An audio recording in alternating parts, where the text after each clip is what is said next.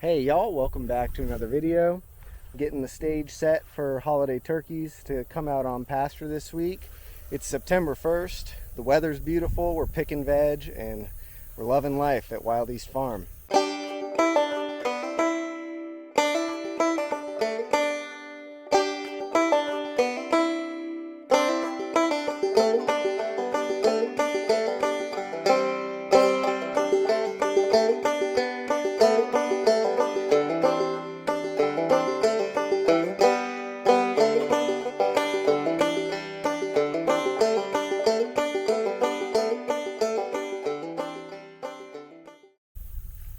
This little cart has been crucial to our operations this year.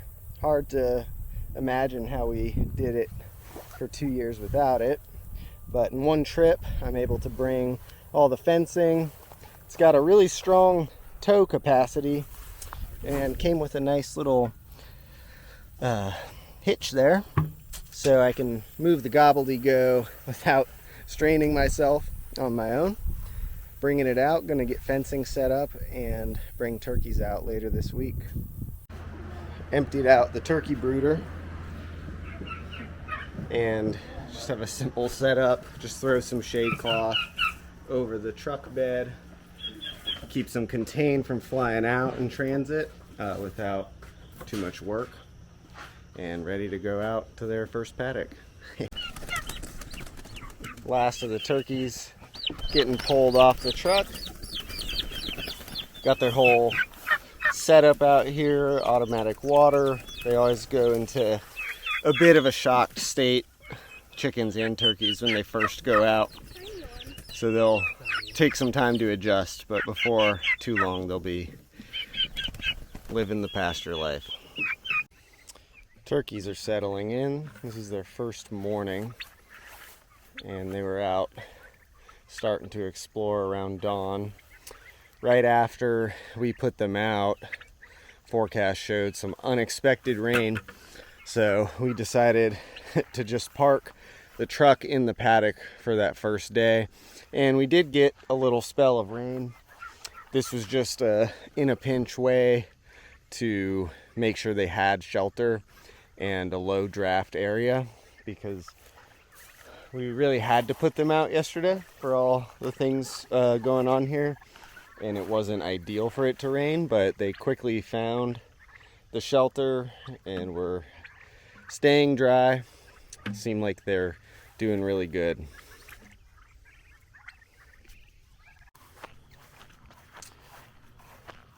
Fall veg looking amazing with this cooler weather, and going to be documenting this process as it's the first step in installing more perennials. I wanted to show throughout the seasons my ideal process for tree planting in a scaled agroforestry context. This is a small strip where we're going to plant peaches and pawpaws. I got the idea talking to a friend who's planted a lot of fruit trees. We were talking about how in this region, this part of the southeast, peaches tend to have issues with disease and fungus, but the observation we shared was that in the first 5 years they grow really well, and they'll give you loads of peaches in those first couple years of production. We'll say years 3 through 5, and then without conventional methods of control, it can be really hard to keep them going. So that's where the idea came up, to plant peaches at 8-foot centers with a pawpaw tree in between. So trees will be at 4-foot centers, and the idea is that the pawpaws will be growing and developing in the shade of the peaches as they are doing their thing, and that around year 5, year 6, when it seems like the peaches have offered what they can and run their course, we're not concerned about cutting them out, because then there will be 5-year-old pawpaws at 8-foot centers along the way, ready to take the place of the peaches. Now, when we got here, we didn't quite have as much time as I have now. We were a bit impatient to get the backbone of the farm set up and have no regrets about that. But we tilled up using a spader the tree lanes to plant in, and then planted just 2 months later, given the timeline we were working on. What I would do with the time we have now in an ideal context is start working the soil the previous fall before the next spring planting, put in cover crop and some kind of mulch prior to planting that is inoculated with an endomycorrhizal fungal inoculant, and get the biomass, the microbial life, and the fungal dominated soil matrix establishing prior to planting. So I just did my first 2 passes here, and as this develops, gonna document it through the seasons all the way until planting next spring.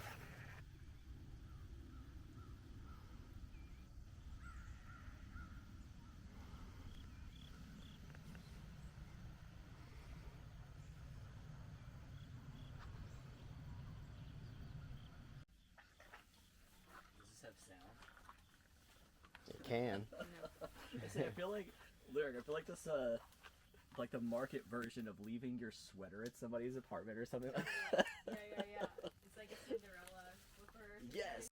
We're gonna get one more pick off of the cherries on Friday, but got our last harvest of the slicer tomatoes and went through and renovated, flipped these beds, dug out the paths because they had flattened quite a bit, so we've got nice thick compost, raised beds, and this tunnel's about ready to plant fall crop. South gardens are filling up with direct seeded greens and root crops, and just did the final grounds maintenance on Blueberry Hill for the year. Really beautiful to see all the growth. These blueberries were about shin height when we planted them, and now they're about uniformly waist height or above, and it's really filling in. We planted about 400 blueberries in year 1 here. We have 18 rows on 10-foot centers between rows, and then blueberries are 6 feet apart in row. I'd say in the first 2 years we have probably lost about 50 of the original 400, and I feel okay about that, honestly. Planting on this hill, and in most of our contexts overplanting a bit such that we can tolerate a little bit of loss.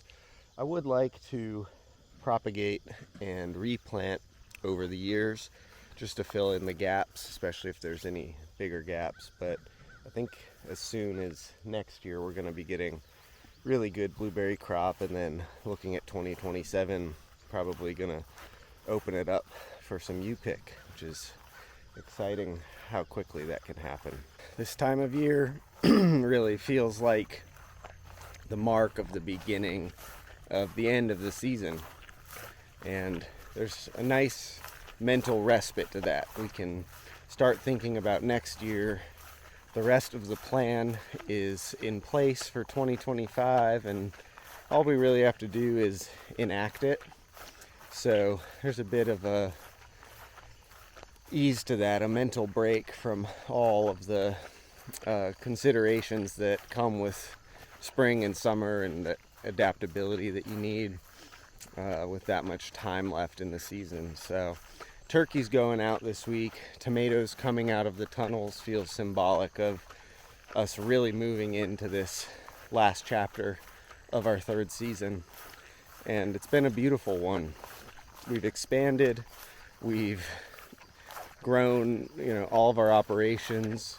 The business has built new customers and relationships in the community, and it really feels like year 3 we've dialed in a lot of what we were already doing and setting the stage for the future. So feels like good reflections moving into this more reflective time of the farming season, and gives us a lot to think about as we plan 2026. Thanks for watching another video, and we'll see you next time.